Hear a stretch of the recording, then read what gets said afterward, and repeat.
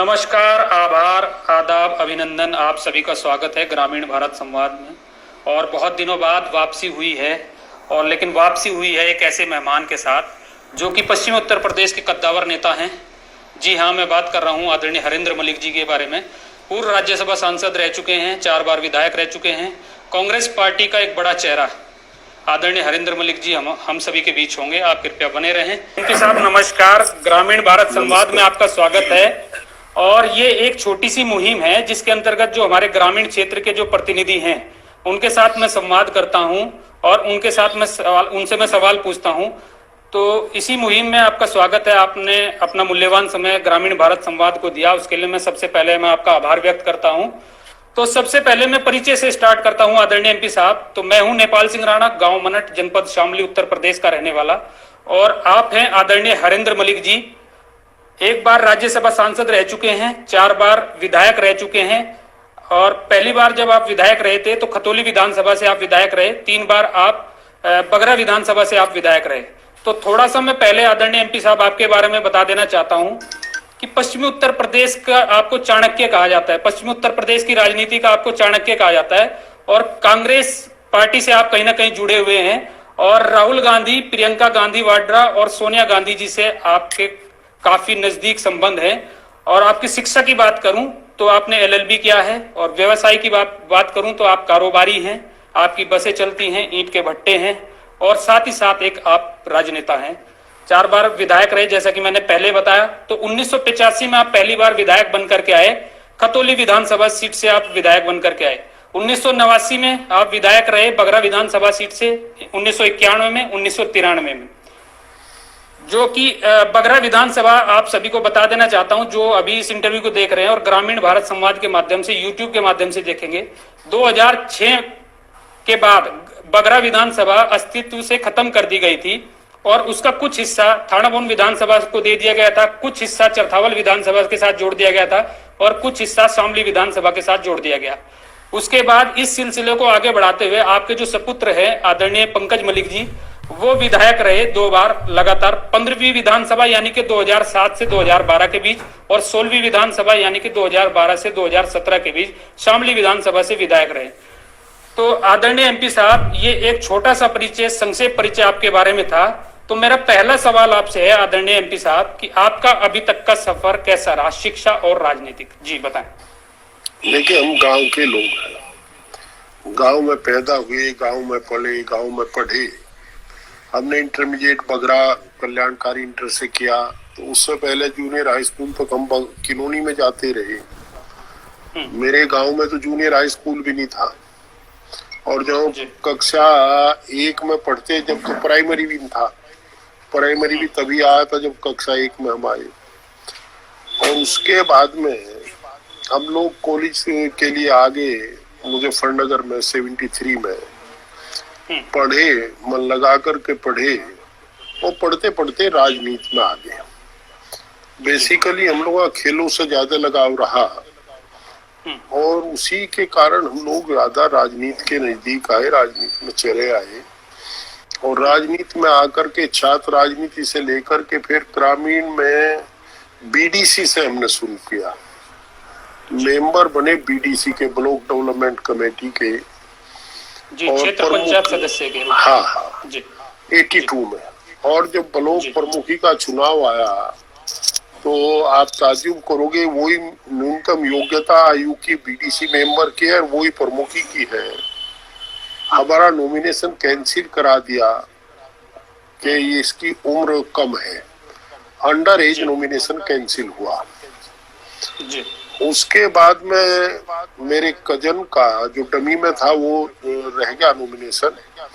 और मैं यहाँ सलाम करना चाहूंगा और साधुवाद देना चाहूंगा स्वर्गीय ठाकुर नकली सिंह जी को। उन्होंने चट्टान की तरह हमारी मदद की और ब्लॉक प्रमुखी हम जीत गए।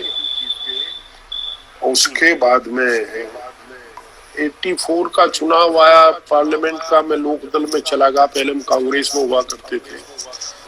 उसके बाद में लोकदल में जाने के बाद एमएलए लड़े, जो चरण सिंह के आशीर्वाद से एमएलए जीते। नकली सिंह जी का तब भी सहयोग हमें रहा।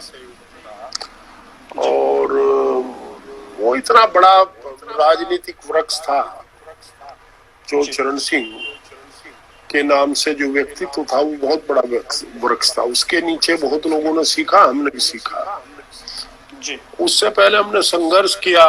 एनएसयूआई में रहते हुए मैं तिहाड़ जेल में भी संजय गांधी जी के साथ बंद हुआ जी।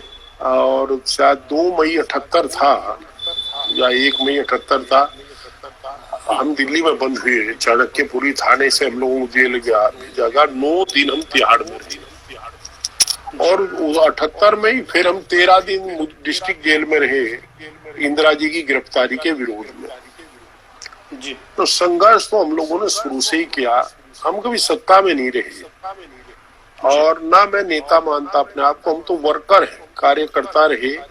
सौभाग्यशाली है कि हार जीत किसी की हो पर लोगों का समर्थन हमें बहुत मिला और मैं बहुत से ऐसे परिवारों को जानता हूँ जो 76-77 में जब मैं छात्र राजनीति करता था मेरे साथ थे, आज भी मेरे साथ थे, क्योंकि हम उनका एहसानमंद है और उनका एहसान मानते हैं।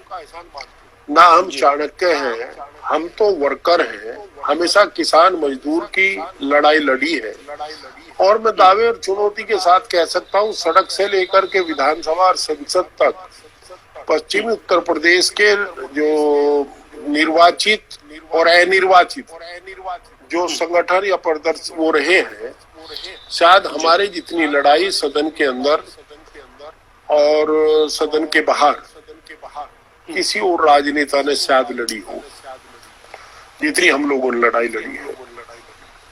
सफलता भी मिली और लोगों ने सहयोग भी दिया, बहुत सहयोग दिया और वही हमारी पूंजी है, वही हमारी थाती है।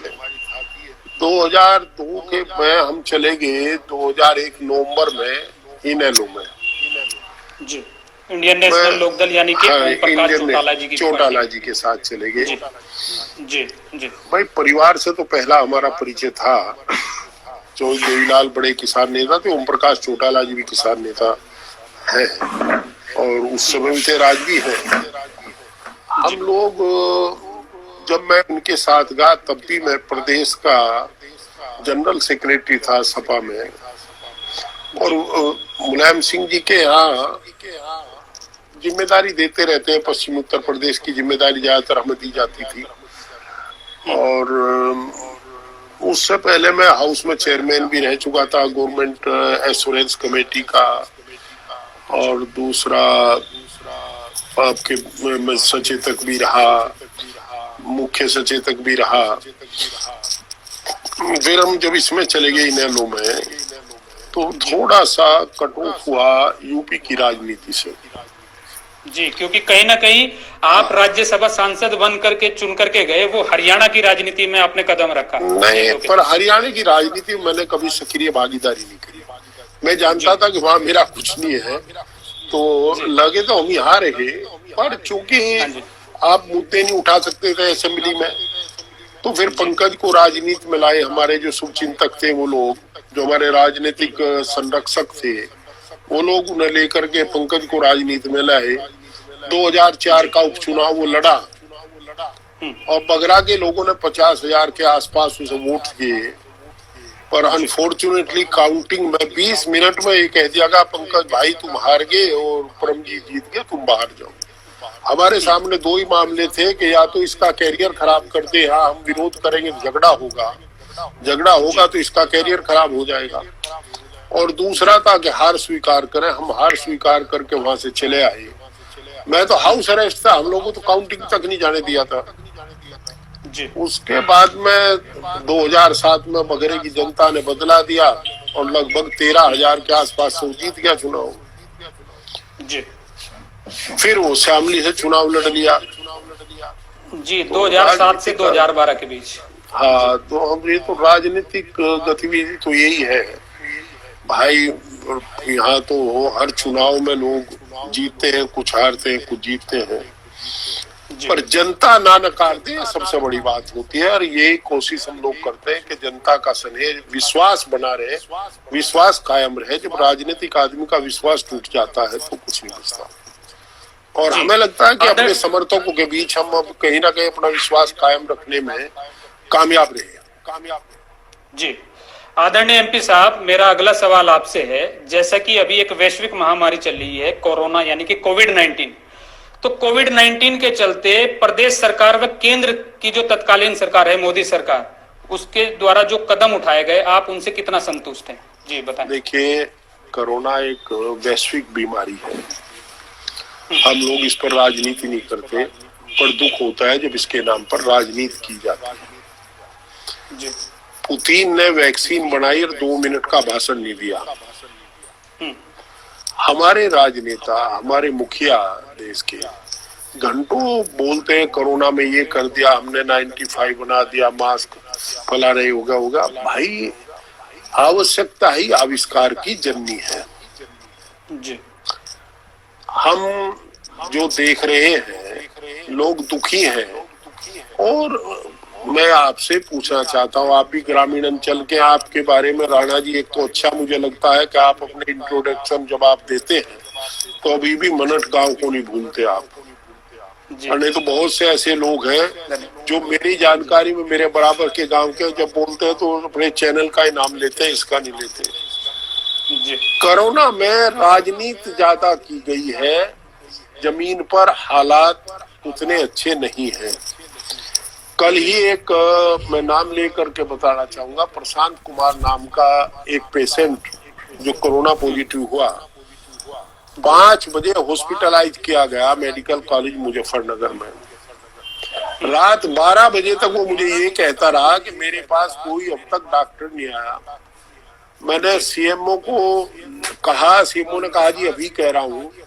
फिर मैंने सीएमओ को लिख करके मैं टेक्स्ट मैसेज किया कि भाई जब ये आपने ये 5 बजे एडमिट किया और अब 10:30 हो रहे हैं, 10:30 बजे तक कोई आदमी वहां ना चेकअप के लिए गया, ना दवाई के लिए गया और ना कोई देखभाल है, तो इसको आपने एडमिट ही क्यों किया? जी। अगर ऐसा पड़ा था तो अपने घर में पड़ा रहता है। बिल्कुल बिल्कुल। और अगर उसके साथ कोई मिसहैपनिंग होगी तो हु विल बी रेस्पॉन्सिबल? जी। और आज सुबह मैंने उस पेशेंट से फिर बात की फोन पे, जी। तो कैन यू बिलीव वो ये कह रहा जी अब तक कोई नहीं आया। रात 1 बजे एक कोई अटेंडेंट टाइप व्यक्ति आया था, एक गोली मुझे दे के चला गया था रात 1 बजे, और अब सुबह तक कोई नहीं आया। मैंने वहां के एक डॉक्टर को, मेडिकल कॉलेज के डॉक्टर को कहा जी। कि उसने कहा कि जी मैं अभी भेज रहा हूँ, आधा घंटे बाद टीम जाएगी। जी। मैंने मेडिकल कॉलेज के मालिक को भी रात अनुरोध किया, डीएम साहब के यहाँ भी संदेश दिया। मुझे जानकारी है डीएम साहब ने तत्काल, हमारी डीएम इस मामले में अच्छी है, क्विक रेस्पॉन्स करती है। हाँ, ये उन्होंने तुरंत सीएमओ कहा। पर मुझे एक तो ये जानकारी नहीं कि क्या या तो सरकार ने बजट नहीं दे रखा तो कहीं ना कहीं आप जो है आरोप लगा रहे हैं जो अभी प्रदेश की जो चिकित्सा व्यवस्था जो है वो कहीं ना कहीं उस पर सवाल है। बात कह लो, मैं राणा जी जो कहना चाह रहा वही कहूंगा। मैं ये कह रहा हूँ कि चिकित्सा व्यवस्था में बहुत बड़ी खामी है और मैं उन लोगों में से नहीं हूँ जो इस पर राजनीति करूँ। ये खामी अधिकारियों की तरफ से है। जब डिस्ट्रिक्ट मजिस्ट्रेट ने कहा, मैंने खुद का लिख करके भेजा और उसके बाद पेशेंट को ट्रीटमेंट नहीं मिल रहा। आज भी उसका फोन आया कि वो हार्ट पेशेंट भी है पेशेंट, आज भी फोन आया कि मैं उल्टी भी हो रही है मुझको। तो कहीं ना कहीं या तो इनके पास बजट नहीं है या ये बजट हवा में उड़ा दिया गया, बजट से जेबें गर्म की जा रही है। ये बहुत बड़ा सवाल है और इसकी जांच होनी चाहिए और हम जांच कराएंगे। हम जांच कराएंगे। आपने एक कमरे में 25 लोग रख दिए एपिडेमिक में, और ये छुआछूत की बीमारी है, किसी को कम है तो उसको भी ज्यादा हो पाएगा। उसके बाद आप उन्हें देख ही नहीं रहे, कोई ट्रीटमेंट नहीं है। जी, क्वारंटाइन के नाम पर कहीं ना कहीं 25 से ज्यादा लोगों को इकट्ठा करके आपका जो सवाल है, क्वारंटाइन नहीं, ये तो आइसोलेशन में है, ये तो एक्टिव है, आइसोलेशन। क्वारंटीन है और ये अंडर ट्रीटमेंट है। बट आई डोंट अंडरस्टैंड के ट्रीटमेंट है क्या। आप 12 घंटे तक पेशेंट को कोई दवाई नहीं देंगे, कोई चेकअप नहीं करेंगे, तो कहेगा ट्रीटमेंट है। या तो बजट नहीं है इनके पास, या बजट जो जिस काम के लिए सरकार ने आवंटित किया है, देखो सरकार किसी की हो, उसका काम है बजट आवंटित करना, निर्देश देना, और उसके बाद अधिकारी नहीं मान रहे तो दोष तो पहला अधिकारियों का है, पर रिस्पॉन्सिबिलिटी तो किसी की फिक्स होनी चाहिए। जी जी, अगर पेशेंट को ट्रीटमेंट नहीं मिल रहा तो वो पैसा गया कहाँ जो इनके लिए आया कोरोना के लिए? या तो पैसा नहीं आया, और आया तो फिर गया कहाँ? आपका जो सवाल है, आपने कहा था कि सोनिया जी और राहुल जी और प्रियंका जी से, ये हमारे नेता हैं, इनसे संबंध नहीं हुआ करते, इनके हम समर्थक हैं, समर्थक थे, समर्थक हैं, समर्थक रहेंगे। इनसे भाई नेताओं से कहाँ संबंध होते हैं किसी के? ये तो नमस्ते ले तो बड़ी बात हो जा। जी तो आदरणीय एमपी साहब, कहीं ना कहीं आप पश्चिमी उत्तर प्रदेश से आप आते हैं, और अगर मैं बात करूं पश्चिमी उत्तर प्रदेश की, तो पश्चिमी उत्तर प्रदेश ने बहुत से नेता दिए, जिसमें से आपने अभी नाम लिया स्वर्गीय चौधरी चरण सिंह जी, पूर्व प्रधानमंत्री, चौधरी महेंद्र सिंह टिकैत जी भी उनमें हैं, किसान नेता, और किसान नेता के रूप में आपको भी देखा जाता है कहीं ना कहीं वर्तमान में। और अगर मैं बात करूं गन्ने की, तो बिना गन्ने की बात करें पश्चिमी उत्तर प्रदेश का तो संवाद कहीं ना कहीं अधूरा है। तो 3 वर्षों से गन्ने का जो समर्थन मूल्य है वो एक समान है, यानी कि 325 रुपए प्रति कुंतल। तो इस पर आपकी क्या प्रतिक्रिया है? क्योंकि अभी पिछले दिनों में मैं आपको बता देना चाहता हूं एमपी साहब, मेरे साथ ग्रामीण भारत संवाद में आपके ही पार्टी के एक नेता थे, राव अब्दुल वारिस, पूर्व विधायक थाना भवन, जो कि बसपा से कांग्रेस में आए हैं। उन्होंने सत्ता पक्ष को फेलियर के साथ साथ विपक्ष का फेलियर भी माना था। तो मैं आपका स्टैंड इस पे जानना चाहूंगा। देखिए, मैं थोड़ा सा राणा जी आपसे कंपटीशन, क्योंकि आपका गांव थाना भवन मिल में है, और थाना भवन का पेमेंट तितावी शुगर मिल से, मेरा गांव थाना भवन का पेमेंट तितावी से ज्यादा खराब है। अफसोस ये है कि सुरेश राणा जी, माननीय गन्ना मंत्री जी, प्रयास भी कर रहे हैं, और ये समझ में नहीं आ रहा कि माननीय सर्वोच्च न्यायालय, माननीय उच्च न्यायालय, और माननीय प्रधानमंत्री जी और माननीय मुख्यमंत्री जी, माननीय गन्ना मंत्री जी, सबके आदेश के बाद भी बजाज शुगर मिल भुगतान नहीं करती। या तो ये कानून से ऊपर है, या मंत्री, मुख्यमंत्री, प्रधानमंत्री इनकी जेब में है। इनसे सरकार ने 125 करोड़ रुपया कोरोना फंड में ले लिया बजाज शुगर से। जैसा बजाज वाले बताते हैं 25 यूपी में दिया और 100 दिया केंद्र में। मेरा ये कहना है कि पिछले 5 साल का अगर हमारा ब्याज लगा लेते हैं, इनके जो बजाज हिंदुस्तान की जो चीनी मिले हैं, इन पर जो हमारा किसानों का बकाया था, उसका ब्याज जोड़ लेते तो 125 करोड़ से ज्यादा हो जाता, 125 करोड़ से। हमारा पैसा सरकार दिला नहीं रही, और ये इन डिफाल्टर से पैसा ले लेती है, तो कहीं ना कहीं फिर भाई मुंह खावे आंख लजावे। पैसा सरकार ने लिया कोरोना में, और सफर किसान ने किया, ये मेरा एलिगेशन है। रेट नहीं बढ़ा, मुझे उसका अफसोस नहीं है। अफसोस ये है कि बिजली का रेट बढ़ा, खाद का रेट, पेट्रोल के दाम बढ़े, डीजल का दाम बढ़ा, जो इनपुट्स हैं हमारे, पेस्टिसाइड्स हैं, इंसेक्टिसाइड्स हैं, फर्टिलाइजर्स हैं, उनके दाम बढ़ के, तो हमारी जो लागत है वो बढ़ी। हमारी लागत, आप हमारा मूल्य इतना ही रहने दो, पर लागत मूल्य तो कम कर दो। आप किसान को डीजल सब्सिडी पे दे दो, बिजली सब्सिडी पे दे दो, आप इंसेक्टिसाइड सब्सिडी पे दे दो। और यही नहीं, एक तरफ तो आप कीटनाशक में पैसे आप इंसेक्टिसाइड में ज्यादा दे ही रहे हैं, दूसरी तरफ डुप्लीकेट बिक रहे हैं मार्केट में, कोई प्रॉपर चेकिंग नहीं है। जी, ये भी कहीं ना कहीं सवालिया निशान पर है। जो आपने डुप्लीकेट की बात करी, बीघा, मैं तो दावे के साथ कह रहा हूँ, 1700-1800 रुपए बीघा का गन्ना किसान को फार्मूले के नाम पर बना करके दे दिया, और वो भोला किसान उसे ही लेकर के चला और खेत में डालता है। तो मैं नहीं समझ पा रहा, आप हमारा दाम ना बढ़ा रहे। एक तो आपने जो हमारी इनपुट्स की कीमत थी, जो हमारी लागत मूल्य था, वो बढ़ा दिया, और आपने हमारी उपज का मूल्य बढ़ा नहीं, तो इसका औचित्य क्या है? दूसरा, जो दाम है वो तो दिलवा दो जी। आप। ये भारत जो है संविधान के अनुसार चलता है हिंदुस्तान। संविधान में व्यवस्था है कि न्यायपालिका सर्वोच्च है। जी।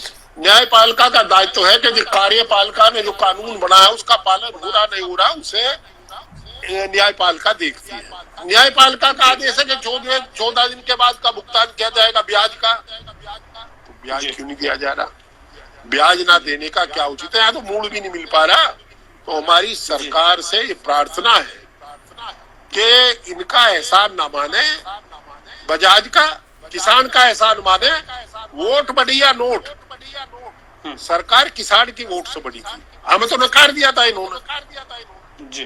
पर फिर भी नहीं, आदरणीय एमपी साहब, आपको बीच में माफी चाहूंगा, रोकना चाहूंगा। जी एमपी साहब, आप मुझे सुन पा रहे हैं? हाँ हाँ जी एमपी साहब, आप मुझे सुन पा रहे हैं? सुन रहा हूँ जी। आदरणीय एमपी साहब, माफी चाहूंगा, आपको बीच में रोकना चाहूंगा। मेरा आपसे सवाल था कि 325 रुपए प्रति क्विंटल 3 वर्ष से एक समान है अभी जो दाम है, जो समर्थन मूल्य है गन्ने का। तो कहीं ना कहीं आप इसमें, चलो सत्ता पक्ष का जो भी भूमिका रही है इसमें दाम ना बढ़ाना, लेकिन आप विपक्ष की भूमिका मैं आपसे जानना चाहूंगा, क्योंकि मुझे लगता है कहीं ना कहीं विपक्ष भी कमजोर नजर आ रहा है। नहीं, आप ये नहीं कह सकते। देखिए, विपक्ष के पास आपके पास 2 प्लेटफॉर्म है। हाउस, जहाँ निर्वाचित लोग बोलते हैं, निर्वाचित सभी लोगों ने ये बात उठाई है बार बार, भुगतान भी करा जाए, दाम भी बढ़ाया जाए। और उसके बाद सड़क का हम लोगों ने मिलकर के जिला अधिकारी के माध्यम से महामहिम श्री राज्यपाल को बार बार ज्ञापन दिया। हमारी पार्टी ने तो सड़क पर आकर के ज्ञापन दिए हैं, और मेरी जानकारी दूसरे लोगों ने भी मांग की है। तो मांग तो की है। और जहां तक आपके जो कह रहे हैं आंदोलन और उसकी, आपने देखा है आज लोकतंत्र नहीं है, लोकतंत्र की तो हत्या हो चुकी है। अब जो आंदोलन करेगा वो देशद्रोही है, वो राष्ट्रद्रोही है, और उसके खिलाफ मुकदमे लगेंगे। तो सब बचते हैं इस बात से। जी, गलत कार्यों के लिए अगर पत्रकार भी मुद्दे उठा रहे हैं तो कहीं ना कहीं वो भी सवालिया निशान में लाए जाते हैं सत्ता पक्ष द्वारा। मैं तो सत्ता पक्ष के एमएलए को रोता सुन रहा था कल, अलीगढ़ के। जी, अलीगढ़ के एमएलए को ये कह रहा था कि मुझे थाने में 2-3 दरोगाओं ने पीटा। अब सच्चाई और झूठाई तो वो जाने, हमें नहीं पता। और सीएम साहब ने एक्शन भी लिया, वो शायद दरोगा भी लाइन हाजिर कर दिया, एसपी को ट्रांसफर कर दिया, एसपी देहात को। तो मैं ये कह रहा हूँ कि हम लोगों को, हम इंटरनल पॉलिटिक्स में नहीं बढ़ते। कीमत तो कम मिली है, जो कीमत तय है उसका भी भुगतान समय पर नहीं हो पा रहा। किसान गन्ना मूल्य ना मांगे, किसान का गन्ना मूल्य और ब्याज ना देना पड़े। बजाज हिंदुस्तान शुगर लिमिटेड ने 125 करोड़ रुपए कोरोना में दे दिए जी, और हम लोगों का गला काट दिया। जी, कहीं ना कहीं पल्ला झाड़ता हुआ नजर आ रहा है Bajaj sugar mill. Bajaj sugar mill नहीं, मैं समझ नहीं पा रहा, या तो सरकार बजाज की जेब में है जी, या बजाज में सरकार की हिस्सेदारी है। सरकार के क्या कारण है जो सरकार लाचार है? जी, क्यों नहीं कार्रवाई हो रही उनके खिलाफ? जी, आप दूसरे शुगर मिल को, अब उसको देखा देखी, हमारा आईपीएल और श्यामली, खतौली, मंसूरपुर, टिकोला का तो अभी अच्छा है भुगतान, ये लोग ठीक भुगतान कर रहे थे। और ये भी वो आईपीएल को देख कर, आईपीएल भी से देख करके चुप होगी बुढ़ाना को। और भुगतान जो राणा जी आ रहा ना, वो एक एक पर्ची का 7 दिन का भुगतान करेंगे। 7 दिन में किसान की एक पर्ची होगी, उसका वो तमाकू तोड़ा ले आवे जी, तो आगे काम खत्म। ना आप कर्जा दे पाते, ना ब्याज दे पाते क्रेडिट कार्ड का। 99.9 किसान आज बैंकों का कर्ज बंद है। और मैं 6ठी 7वीं में पढ़ता था हमारे यहाँ एक आश्रम है गुरुकुल, मैं जाता था उसमें आर्य समाज का। वहाँ कुंभाराम आर्य आए थे, राजस्थान के किसान नेता थे जी तो मेरे आज भी याद है, उन्होंने कहा था कि कांग्रेस सरकार ने हमारे राज्य के किसाना को कर्जा के जाल में फंसा दिया। जी अब मैं ये देख रहा हूँ आपके यहाँ, आप अपने पिताजी से पता करना, पहले कोई किसान कर्ज नहीं लेता था और खेती करने जाता था। आज हमारे ये हालात, अगर कर्ज ना ले तो ट्रैक्टर में सेल्फ ना लगे, डीजल कहाँ से लाऊंगा किसान? मैं कितने ऐसे किसानों को जानता हूँ जिनके पास अपनी बार सोसाइटी में, गन्ना सोसाइटी में, जहाँ से उधार खाद मिलता है, यूरिया नहीं आता तो खाद नहीं खरीद पाए, यूरिया डाल नहीं पाए। और हमने अनुरोध करके फिर इक्को वालों से अनुरोध किया, तब इन्हें खाद दिलवाया। जी तो कहीं ना कहीं किसान बहुत जी। बुरी दशा में है। और अफसोस ये है, हम तो ये चाहे इस पर श्वेत पत्र जारी करे, डिफाल्टर से इन्होंने पैसा ले लिया, उसे कहते जब तू 125 करोड़ रुपया हमें दान कर रहा है, 125 करोड़ तक किसान का ब्याज दे। जी हमारे घर के चूल्हे तो जलते, जी बिल्कुल सही बात कुछ है तो एमपी साहब शांति आपकी। होती। जी भाई पैसे उससे लो जो डिफाल्टर ना हो, जी ऐसे तो 1500 आदरणीय- करोड़। हाँ जी जी आदरणीय एमपी साहब, आपने बात करी किसानों की, तो मोदी सरकार, इसी से जुड़ा हुआ सवाल है कि मोदी सरकार ये कहती है कि 2022 में किसानों की आय दोगुनी कर देगी, तो जी। आप इसमें कितनी सच्चाई मानते हैं? देखिए, जी आदरणीय मोदी जी किसी पार्टी के नेता नहीं, इस 130 करोड़ जनता के देश के आदरणीय प्रधानमंत्री जी, हम उनका बड़ा सम्मान करते हैं, परंतु दुख के साथ कहते हैं कि हे आदरणीय प्रधानमंत्री जी, आप ऐसे वक्तव्य दें जो विश्वसनीयता को बनाए रखे, इस पद की गरिमा को बनाए रखे। 15 लाख आए क्या? जी 2 करोड़ रुपए, 2 करोड़ नौजवानों को हर साल रोजगार मिला क्या? यहाँ तो चला गया 10 करोड़ का रोजगार।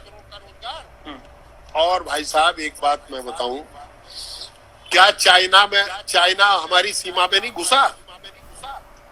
आदरणीय प्रधानमंत्री जी ने सर्वदलीय बैठक में ये कहा कि कोई हमारी जमीन की तरफ देख नहीं सकता, 1 इंच जमीन पर पैर नहीं रख सकता, कुछ इस तरह का कहा था।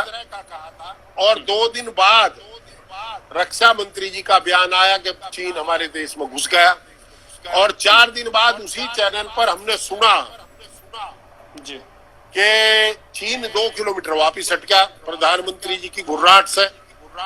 जी प्रधानमंत्री जी कह रहे हमारे कोई आया नहीं, मेहमान चला, कहां से गया? जी कहीं तो गलत है।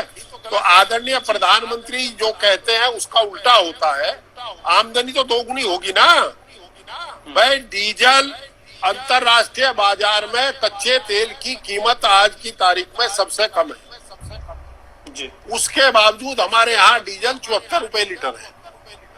जी और ऐसी स्थिति में 74 रुपए लीटर डीजल लेकर के किसान अपनी फसल को पालता है। एक करोजन नाम की दवाई 1800 रुपए की छोटी शीशी है, 1 एकड़ में डलती है, जी और उसके जैसी 50 दवाई नकली आ रही है। जी किसान उन्हें लेकर डाल रहा है। किसी ने पूछा तुमने मल्टीनेशनल कंपनी से तुमने 1800 रुपए कीमत रख दी, क्यों रख दी? जी कहीं ना कहीं जो प्राइस पे जो नियंत्रण होना चाहिए वो भी नहीं है। और जी। आपने अभी पहले भी और एक बात कही थी। नेपाल का भी कब्जा हो गया। जी तो ऐसे आज हालात सर्वदलीय में- बैठक भी है। आज आज आपको बता देना चाहता हूँ आदरणीय एमपी साहब, आज सर्वदलीय बैठक भी है नेपाल के साथ। नेपाल जब जो होने इनकी जा रही है। चीज 1 इंच की, अगर हमारी 1 इंच जमीन पे कोई घुसता नहीं जी तो माननीय प्रधानमंत्री जी ने कल भी लाल किले की प्राचीर से यही बात कही, परसों भी। जी तो प्रधानमंत्री जी अगर ये कह रहे हैं किसान की 2024 तक आय दोगुनी होगी, तो ये मान लो कि आपकी खेती चली जाएगी। हमें तो ये डर लगता है, क्योंकि जो अब तक उन्होंने कहा उसका उल्टा ही होता है। और जी। देखिए इतने मजबूत नेतृत्व है, इतना मजबूत नेता है आदरणीय प्रधानमंत्री जी, कि वो बात को बहुत मजबूती के साथ, बड़ी सफाई के साथ कहते हैं वो गांव में कहा गया ना, मारा रोड नहीं देता। जी तो वो स्थिति है भाई। जी। अच्छा आदरणीय एमपी साहब, आपके पास अच्छा खासा अनुभव है क्योंकि आप 4 बार विधायक रह चुके, 1 बार राज्यसभा सांसद रह चुके। तो मेरा सवाल है कि जो आपने पूर्व में जो राजनीति देखी और जो आज की वर्तमान की राजनीति है, उसमें आप क्या अंतर देखते हैं? जी। राजनीति तो पहले भी जनता के द्वारा ही की जाती थी और जनता के लिए की जाती थी। राजनीति देखिए जनता के द्वारा, क्षेत्र की राजनीति, जी मेरा सवाल है क्षेत्र की राजनीति को लेकर के। क्षेत्र राजनीति जैसी पहले थी ऐसी आज है जी। इसमें कोई फर्क नहीं आया। हाँ, सरकारों की मानसिकता में फर्क आ गया। जी। जब हम अपोजिशन में एमएलए रहते थे जी। तो आपको सुखद अनुभव होगा। प्रोफेसर वासुदेव सिंह जी के पास एक बार हम चले गए। जी। वो खाद्य मंत्री थे। जी, मैंने उनके बारे में पढ़ा है। बहुत ईमानदार आदमी थे, कांग्रेस के थे, हम लोग दल में थे उस समय। मैं और आपके एमएलए थे उस समय अमीर आलम खान जी। तो किसी के कुछ काम से हम गए, काम तो ध्यान नहीं। तो कांग्रेस के एमएलए जो वहां बैठे थे उन सम्मानित साथियों ने कहा, प्रोफेसर साहब मंत्री जी आप हमारी सुन नहीं रहे, लोग दल वालों की सुन रहे। तो उन्होंने कहा था मैं मंत्री प्रदेश सरकार का हूँ, इन्हें समुद्र में डुबो दूं? सही बात। मैं जो सही काम मेरे पास लेकर आऊंगा उसका काम करूंगा। मैं जब मंत्री कुर्सी पे बैठता हूँ तो मैं निष्पक्ष हूँ। और ऐसा होता था। इसी भाजपा के राज में केसरी नाथ त्रिपाठी जी आदरणीय स्पीकर साहब थे। हमारा एक स्कूल, एक अस्पताल मैंने करवाया था 86-87 में गढ़ी नवाबाद गांव में, CHC। जी। तो फिर ये सुधीर बालियान जी एमएलए बन के वहां से कोऑपरेटिव के मिनिस्टर भी थे। ये चाहते थे उसे शाहपुर ट्रांसफर कर दिया जाओ, मैं बघरे से एमएलए हो गया। हाउस में हम उसे विशेषाधिकार हनन में लाए और बड़ी प्रसन्नता हुई है जान करके कि आदरणीय त्रिपाठी जी ने एज स्पीकर हम दोनों को सुना और सुनकर के निर्णय दिया कि माननीय विधायक हरीन मलिक जी का कथन सही है और इसलिए ये अस्पताल वही रहेगा और वही बना। तो पहले ऐसा नहीं था। अब दूसरी बात होगी, पहले आलोचना को मंत्री ये समझते थे। नरेंद्र सिंह थे कृषि मंत्री, ये कहा करते थे यार जितना आप लोग सवाल के एग्रीकल्चर के उठाते हो मुझे पता लग जाता है प्रदेश में कहाँ क्या हो रहा है। जी, कहाँ क्या क्या कमियां हैं और मैं उस पर कार्रवाई करता हूँ। हालांकि कृषि मंत्री अब भी सूर्य प्रताप सिंह सुलझे हुए हैं। सुना है कि सूर्य प्रताप साहिब भी बुरा नहीं मानते अगर कोई सवाल वाल करता है, पर एक वर्ग ऐसा आ गया अगर आप उनके विभाग के सवाल करोगे तो उससे व्यक्तिगत दुश्मनी समझ लेते हैं। जी, बिल्कुल सही बात है। और जाते सचिवालय में फिर डीएम एसपी को फोन क्या करते हैं कि एमएलए बहुत परेशान करता है, इसका इलाज करो। जी। और राणा जी, हमने जब से अधिकारियों का, सरकारी मशीनरी का राजनीतिक इस्तेमाल करना शुरू किया तब से ही करप्शन बढ़ा है। आप बताओ ईमानदारी से, आप तो अपना गांव भी नहीं भूलते, अपना पैसा नहीं भूलते। क्या रिश्वत कई गुना बढ़ी है? जी, रिश्वत बढ़ी है। कहीं ना कहीं भ्रष्टाचार के जो मामले है वो कहीं ना कहीं नजर आता है, पहले से ज्यादा भ्रष्टाचार है आज के समय में। और आपने एक बात जो कही वो मेरे दिल को छू गई। आपने एक बात कही कि पहले जो नेता थे वो इस प्रकार से थे कि अगर उनके बारे में कुछ निगेटिव पॉइंट कहें या कुछ गलत बातें, नकारात्मक बातें उनको कहें तो उसको पॉजिटिव के तौर पे लेकर के उस कार्य को कराते थे। लेकिन अब अगर निगेटिव चीजें अगर सरकार या सत्ता पक्ष के लिए कहेंगे तो वो एक व्यक्तिगत दुश्मनी निकालने को लेकर के ये बात कहते हैं। और मैं खुद इस बात का भुक्तभोगी हूँ। मैं नाम नहीं लेना चाहूंगा किसी का, लेकिन मैं खुद इस बात का भुक्तभोगी हूँ। आपके पास तो बड़े शेर हैं। कोई पंजा मार दे, कोई पूंछ मार दे। जी, आदरणीय एमपी साहब, मेरा आपसे सवाल है कि जो वर्तमान की जो स्थिति है उत्तर प्रदेश में कांग्रेस की, वो स्थिति जो है मजबूत नजर नहीं आ रही है। और आपके जो सुपुत्र हैं आदरणीय पंकज मलिक जी, वो प्रदेश उपाध्यक्ष भी हैं कांग्रेस के उत्तर प्रदेश में। तो भविष्य की राजनीति में आप कांग्रेस पार्टी को किस रूप में लेते हैं? जी। उत्तर प्रदेश में खासकर। देखिए, जहां तक उत्तर प्रदेश की बात है, उत्तर प्रदेश बहुत बड़ा प्रदेश है और आपको व्यापक सूचनाएं मिलती रहती है प्रेस के साथियों से आपके। मुझे कहने में कोई संकोच नहीं, आयु में मैं आपसे बड़ा हूँ, राजनीतिक अनुभव बड़ा होगा, परंतु आप सूचना के स्रोत आप पे ज्यादा है और आपको आज की तारीख में हमारे से ज्यादा सूचनाएं हैं। एक बात मैं जरूर कहना चाहता हूँ कि कांग्रेस इस समय पहले से मजबूत होकर के उभर रही है और आगे देखते रहिएगा आने वाले कल में हम लोगों पर भाजपा की बड़ी कृपा है कि वो रोजाना गलती करते हैं और उसमें केवल और केवल जी हमारे दो नेता आदरणीय राहुल गांधी जी और आदरणीय प्रियंका जी बोलते हैं और कोई बोलता नहीं, आम आदमी से बात सुन लीजिए। दूसरा, जो मामले चल रहे हैं, जितना करप्शन बढ़ा है, जितना लठ बढ़ा है, ठोक दो। मैंने राजनीतिक जीवन में भाषा नहीं सुनी, ठोक दो जी। ये ठोक दो जो कल्चर चली है, इसका कहीं ना कहीं रिएक्शन होगा। इमरजेंसी में हर आदमी ये सोचता था सब कुछ ठीक है, वोट मिल ही जाएंगी, पर जब इमरजेंसी के बाद इलेक्शन हुआ तो हमारी पार्टी को कड़ा सबक जनता ने सिखाया था। अच्छी बात रही कि हमारे नेतृत्व ने उससे सबक लिया और वे कमियां दूर की और फिर जनता का विश्वास जीत करके फिर भारी बहुमत से आई। यहाँ वो बात नहीं है। देखिए, अहंकार ही राजनीति का विनाश है। जिस प्रतिनिधि को अहंकार आ जाता है, ये सरकार अब्जा अहंकार में सराहनीय है। अगर आप किसी को एज प्रेस भी अगर आप कह दें किसी भाजपा वाले को, तो आपको देशद्रोही बताएगा। देखिए, हालात ये है कि आप लोग जैसे लोग कम रह गए जो साहस कर पा जाते हैं, नहीं तो मैं तो स्तर ऐसा गिरता देख रहा हूँ। अब वो डिबेट मैंने भी देखी थी जिसमें संबित पात्रा जी राजीव त्यागी जी की जो मृत्यु हुई जी। अच्छा, उसमें बताओ जयचंद कहने का क्या औचित्य है जी। अगर मैं पात्रा जी से ये जो डिबेट का जो स्तर है वो कहीं ना कहीं वो गिरता हुआ नजर आ रहा है। राष्ट्रीय पार्टी के राष्ट्रीय प्रवक्ता, और देखो मुझे कहने में कोई संकोच नहीं, भारतीय जनता पार्टी पहले अनुशासन की पार्टी समझी जाती थी। और दूसरा, ये तो जो भाजपा के लोग होते थे भाई जी कहकर बोलते थे, और आप जयचंद कह रहे, फिर टिक्के को चैलेंज कर रहे। और मैंने राजीव त्यागी जी की पत्नी का वीडियो भी सुना जिसमें वो रो करके कह रही, वो यही कह रहे थे कि बताइए मुझे जयचंद कहा। लास्ट में अंतिम शब्द भी उनके कुछ इसी में टिप्पणी थी।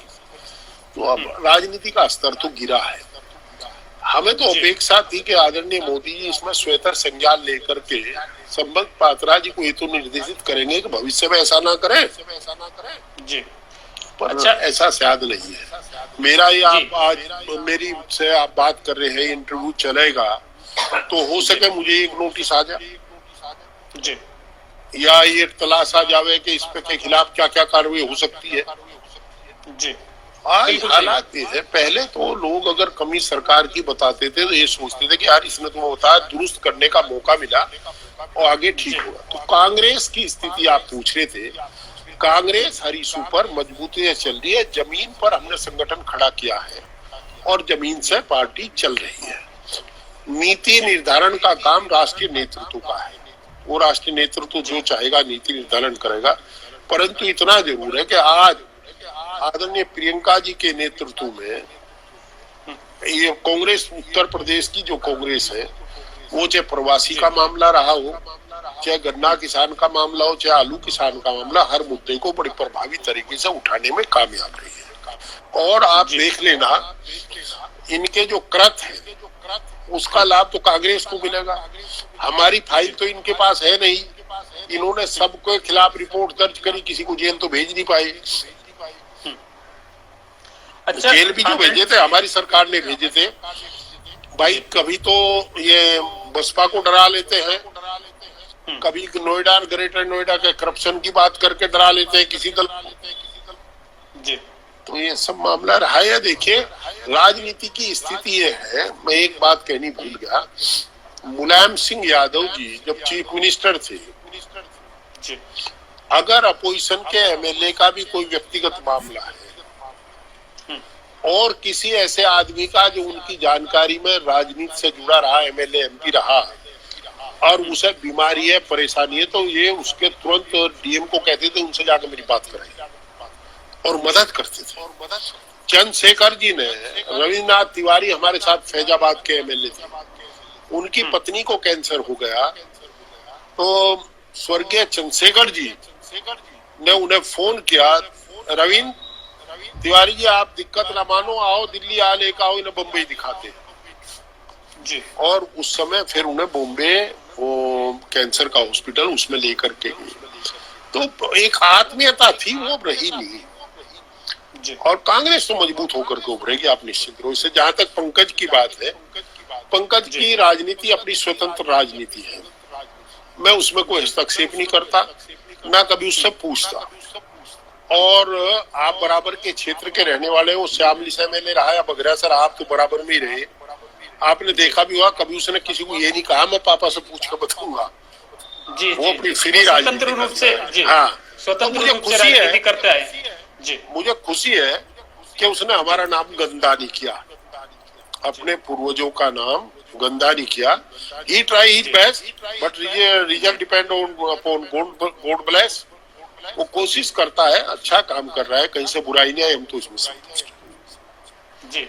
अच्छा आदरणीय एमपी साहब, आपसे माफी चाहूंगा, लेकिन आपके ऊपर कुछ आरोप लगते हैं, तो वो सिलसिलेवार तरीके से मैं कुछ जो मेरे पास लिस्ट है आरोपों की, हाँ, बताइए। आपके सामने रखूं। जी, तो पहला आपके ऊपर आरोप लगता है कि आप चुनाव में समीकरण बिगाड़ देते हैं, क्योंकि मेरे पास एक आंकड़ा है आपके बारे में आदरणीय एमपी साहब, 2009 लोकसभा चुनाव का, जिसमें तत्कालीन लोक निर्माण विभाग मंत्री थी उत्तर प्रदेश सरकार में, एक अच्छा नाम था उनका, अनुराधा चौधरी जी। उनकी राजनीति समाप्त करने को लेकर के आपका नाम आता है, और संगीत सोम भी वहां से चुनाव लड़े थे, वो दोनों हार गए थे, कादिर राणा जीत गए थे।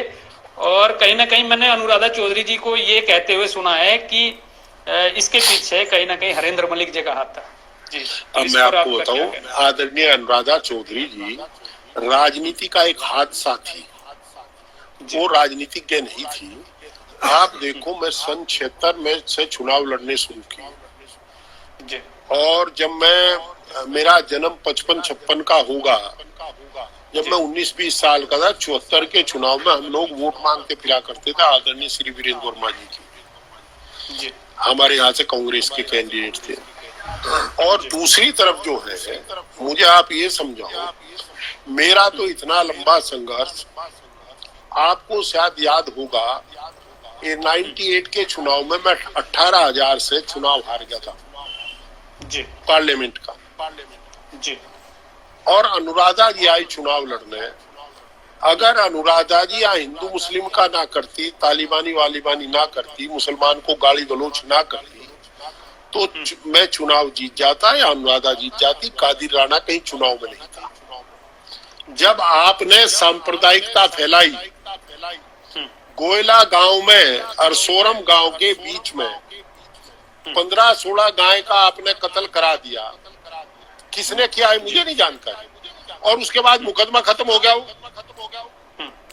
सरकार आपकी है, 15 गाय का कत्ल हो, आप हिंदू मुस्लिम तो फैला ही रहे हैं। जब आपने हिंदू मुस्लिम कर दिया, तो उसके बाद मुसलमान सारा यूनाइट हो गया। आप हिंदू को एक तरफ यूनाइट करेंगे, मुसलमान एक तरफ यूनाइट हो जाएगा। तो मुझे ये समझ में नहीं आता कि मेरा तो 76 से लेकर 2009 तक का 24 और 9 33 साल का कैरियर था, और उनका 33 महीने का कैरियर था। उन्होंने मेरा समीकरण बिगाड़ दिया या मैंने उनका समीकरण बिगाड़ दिया? मंत्री होना दूसरी बात है, बट यार हम तो चुनाव बीडीसी से लेकर के लड़ते हैं, छात्र जीवन से लड़ते रहे। मैं सारी उम्र लड़ते लड़ते बाल सफेद कर लिए, अनुराधा जी आई और झूम करके मंत्री बन गई, और फिर अपना लोकसभा लड़की। 2004 में ही तो मंत्री बनी, एमएलए बनी थी। 2004 से पहले कहाँ देखते थे आप उन्हें? जी, 2004 में कहीं ना कहीं अस्तित्व में आई थी अनुराधा चौधरी जी। हाँ, और 5 साल की लाइफ, और एक तरफ 33 साल का संघर्ष, मुझे तो अफसोस ये है कि आदरणीय अनुराधा जी ने यहाँ हिंदू मुस्लिम का विश्व मन करके हमारा समीकरण बिगाड़ दिया, और उस समीकरण बिगाड़ने के बाद भी ऐसी स्थिति में जब मुझे एक वोट नहीं मिला मुस्लिम का, और उसके बाद भी 1 लाख के आसपास या कम थोड़ा बहुत मैं वोट ले गया, तो ये मेरे वर्कर के वोट थे। अगर आदरणीय अनुराधा जी चुनाव लड़ती और आज इंडिपेंडेंट लड़के देख ले तो शायद इतने वोट ना मिल पाए। जी, अभी हाल ही की घटना है आदरणीय एमपी साहब, वही जो मैंने आपके ऊपर आरोप लगाया था कि समीकरण बिगाड़ देते हैं। 2019 के लोकसभा चुनाव की मैं बात करूं, कैराना लोकसभा की, तो चुनाव द्विपक्षीय चुनाव हो रहा था, जिसमें मृगांका जी का टिकट कट गया, प्रदीप चौधरी जी को टिकट दे दिया गया, जो कि अभी वर्तमान में सांसद हैं कैराना लोकसभा से। तो प्रदीप चौधरी जी और सिटिंग एमपी थी तबस्सुम हसन जी, उनके बीच मुकाबला था, लेकिन फिर वहां पर आपने फिर त्रिकोणीय मुकाबला किया। एक बात बताओ जी, देखिए, राजनीति के सुधार का प्रयास हम लोगों को करना चाहिए जी। ये आरोप उन पर लगते हैं जिन्होंने बिना पार्टी के चुनाव लड़ते हैं। कभी कभी चुनाव अपनी मर्जी से लड़े जाते हैं, कभी कभी पार्टी के आदेश मानने पड़ते हैं। पार्टी हमारी नेशनल पार्टी है, पार्टी का आदेश हुआ, ये सही है कि मैं 5-6 बार मना किया कि मैं वहां वीक मानता हूँ, हमारी पार्टी का इतना मजबूत नहीं रहेगा, पर कांग्रेस पार्टी फ्री नहीं छोड़ सकती थी, फ्री नहीं छोड़ सकती थी, सीट फ्री नहीं छोड़ सकती थी। और कुछ हमारे ऐसे मित्र थे पार्टी के अंदर जो ये चाहते थे कि मैं हिलने से लग जाऊं और मुजफ्फरनगर के चुनाव में पार्टिसिपेट ना करूं। उन लोगों ने हमारा जबरदस्ती वहां से किन्हीं परिस्थितियों में टिकट, चुनाव पार्टी का आदेश हुआ, चुनाव लड़े। ये जिसने आरोप आपको लगा उसे ये समझाओ, हमारे 42 साल के कैरियर में, आज तो 44 साल का कैरियर है, 76 से शुरू, 44 साल के कैरियर में हम पर कोई एक पैसे का आरोप लगाओ, चरित्रहीनता का लगाओ, वादा खिलाफी का लगाओ, ठगी ठोरी का लगाओ, तो हम गुनहगार हैं। और देखिए, उस विकट परिस्थिति में भी हम ये मानने को तैयार नहीं कि हमने समीकरण बिगाड़ दिया। समीकरण सरकार के दबाव ने बिगाड़ दिया। आदरणीय प्रियंका जी, आदरणीय राहुल गांधी जी और ये सिंधिया जी एयरपोर्ट पर बैठे रहे, इन्होंने टेक ऑफ करने के लिए हेलीकॉप्टर को इजाजत नहीं दी, और एक संदेश फैल गया कि कांग्रेस ने अपना कैंडिडेट हटा लिया। उसका एक खमियाजा भुगता हमने, और नहीं तो आपके यहाँ मुझे 7800 वोट मिले, 7800 ज्यादा वोट तो मैं ट्रांसफर कराने की हैसियत में वहां। आप बताओ, थाना भवन में क्या यही हैसियत थी? उनका श्यामली प्रोग्राम में ना आना, 50,000 की भीड़ वहां खड़ी रही, और मैसेज आ गया कि वो प्रोग्राम कैंसिल हो गया, और ये कहा हेलीकॉप्टर नहीं उड़ सकता। वही 1 किलोमीटर दूर में हम वेस्ट डिग्री कॉलेज में थे, वो किसान डिग्री कॉलेज में योगी जी का, आदरणीय मुख्यमंत्री जी का हेलीकॉप्टर उतरा। तो संघ के पास प्रचारक शक्ति बहुत बड़ी है, और वही काम तो सपा ने कहा और वो इन्होंने प्रचार किया, तो उसका कहीं ना कहीं हमें नुकसान हुआ, उन्हें फायदा हुआ। पर मेरे पे ये आरोप इसलिए आपके खारिज है दोनों, कि मैं दोनों बार उस पार्टी से लड़ा जो राष्ट्रीय पार्टी है और जिन्हें केंद्र में सरकार बनाने का लालच है। आपने दोनों बार जिन कैंडिडेट्स का जिक्र किया, उनकी पार्टी कहीं केंद्र में सरकार बनाने नहीं जा रही थी। हम लोगों को अपेक्षा थी कि राष्ट्रीय राजनीति में कांग्रेस को साथ देंगे माइनॉरिटी के लोग, पर ऐसा नहीं हुआ। एक जगह जो हिंदू मुसलमान का जहर घोला गया, उसका नुकसान हुआ। दूसरी जगह आप खुद समझदार है क्या हुआ, तो वहां मामला, तो ये आरोप तो खारिज है। इतनी विपरीत स्थिति में भी आप तीसरे नंबर पे रहे कैराना लोकसभा में, और 69,355 मत आपको मिले 2019 में भी। पर बदकिस्मती है कि दोनों का पॉलिटिकल कैरियर मिला करके भी मेरे पॉलिटिकल कैरियर से कम है जी। आदरणीय एमपी साहब के पिताजी मेरे साथ एमएलए रहे हैं, कंवरपाल जी हमारे बड़े भाई थे, बड़ा सम्मान में उनका करता था, और व्यक्तिगत नाराजगी मेरी इनसे भी नहीं है, कैराने वालों से भी। पर इनके राजनीति करने के तरीके जुदा जुदा हैं, सबके अपने अपने। हमारा राजनीति करने का तरीका है दूसरा। हमने तो राजनीति में यार गांव में जाकर के खाट की पांत की तरफ देखा। हम तो उम्र के हिसाब से बात करते थे। हमारे यहाँ शुद्धिकरण की राजनीति नहीं होती।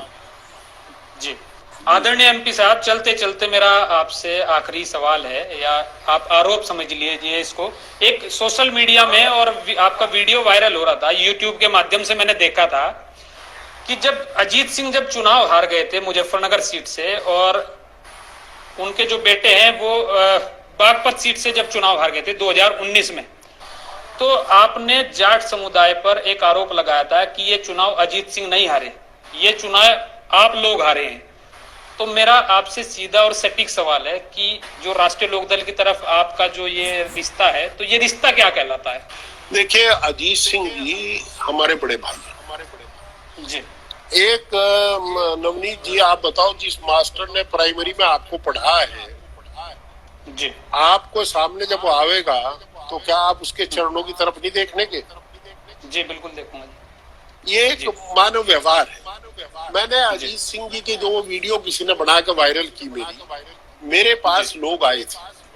हाँ, सोनटा गांव में एक मीटिंग थी जी, लोकदल वालों की। वो परेशानी में थे। हमारा ये मानना है जो परेशानी में हो, सरकार जिसे तंग कर रही हो, वहाँ के एक निर्वाचित डायरेक्टर को परेशान किया जा रहा था जी, भूपेंद्र को। वहाँ का प्रधान भी था और गन्ने का डायरेक्टर भी था। तब मैं गया था वहाँ यही बात होने लगी कि अजीत सिंह जी भाई बढ़िया नहीं लड़े, अच्छे नहीं लड़े। तो मैंने उन्हें कहा, आप है लोकदल के वर्कर जी, कैंडिडेट चुनाव नहीं हार रहा जीता। आदरणीय अजीत सिंह जी चुनाव नहीं हारे, चुनाव आप लोग हारे। और राणा जी, इसमें गलत क्या है और इसमें क्या लगाव और क्या दुराव है? देखिए, मैंने कभी वो राजनीति नहीं की। मैंने अगर राजनीति जीवन में, मैं संजय गांधी के साथ सबसे पहला जो, अगर दिल्ली में किसी नेता को जाना तो संजय जी को जाना, इंदिरा जी को जाना। हम लोकदल में गए तो कोई नहीं बता सकता हमने कभी इंदिरा जी के बारे में, कांग्रेस के बारे में कभी गारी थी, कभी नेतृत्व को गलिया व्यक्तिगत आरोप लगाए। हम मुलायम सिंह जी के साथ भी रहे, नाराज भी रहे। हमने कभी उनके बारे में प्रतिकूल बयान नहीं दिया। चौटाला जी के साथ गए, हमसे नाराज हो गए चौटाला जी बाद में, हमने कभी प्रतिकूल बयान नहीं दिया।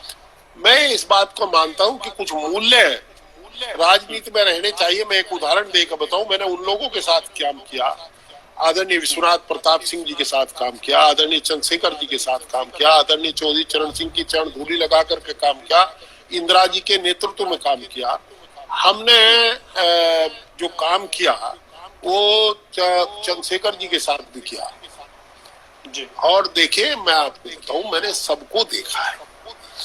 जी, आदरणीय नारायण दत्त तिवारी चीफ मिनिस्टर थे और आदरणीय चौधरी चरण सिंह लीडर अपोजिशन थे। जी, तो जो साहब ने फोन किया तिवारी जी को,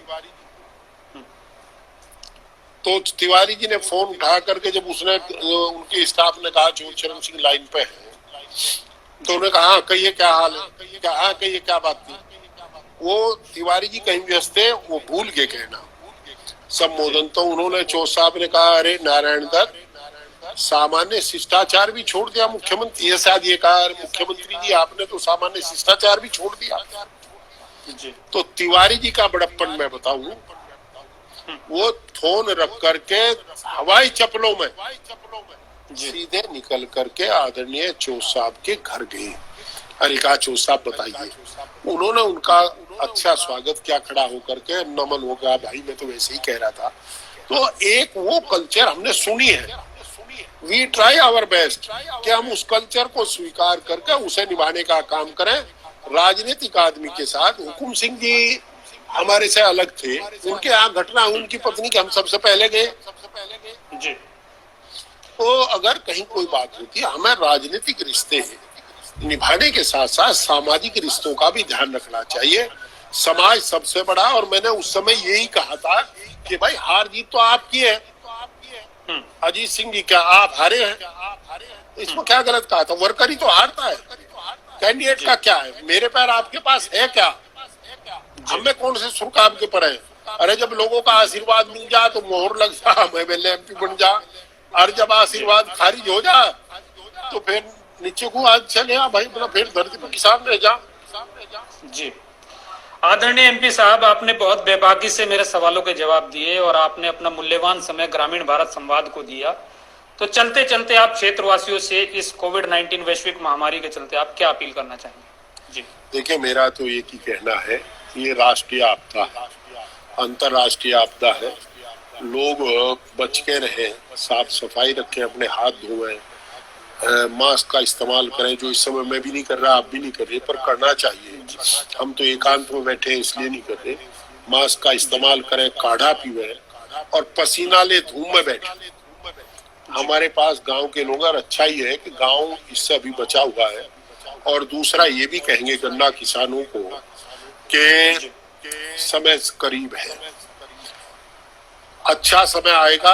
अगर कांग्रेस का राज आए तो सरकार गन्ने का भुगतान स्वयं करेगी, मिल से अपने आप गन्ने का भुगतान लिया करेगी। हम रिवॉल्विंग फंड बनाएंगे और किसान को समय पर भुगतान दिया करेंगे। ये हमारी व्यवस्था होगी। हम लड़ाई लड़ेंगे और गन्ने के भुगतान का काम करेंगे। हम बिजली का भी रेट कम करेंगे और गरीब जनता के लिए भी जो 200 यूनिट तक बिजली फूकेगा उसको निःशुल्क बिजली देने का प्रयास करेंगे। हम बहुत एक ये समझ लीजिएगा क्रांतिकारी कदम उठाएंगे और ये बुरी घटा छटेगी। बुरा मत माने, मिलावटी दवा बंद कर देंगे, डीजल के दाम कम कर देंगे, बिजली का दाम कम करेंगे, वो हम सब काम करेंगे। जी आदरणीय एमपी साहब, आप ऐसे ही ऊर्जावान रहें और ऐसे ही क्षेत्र के लिए काम करते रहें और शामली मुजफ्फरनगर की जो राजनीति में आप कहीं ना कहीं सक्रिय भूमिका ऐसे ही निभाते रहें। आपका बहुत बहुत धन्यवाद, आपने ग्रामीण भारत राणा जी आपने मुझे बुला लिया, बहुत बहुत धन्यवाद। हम गांव के देसी खुरपे, हमें कौन पूछे भाई, आपने पूछ लिया, इतना क्या कम है। अच्छा, नमस्कार जी।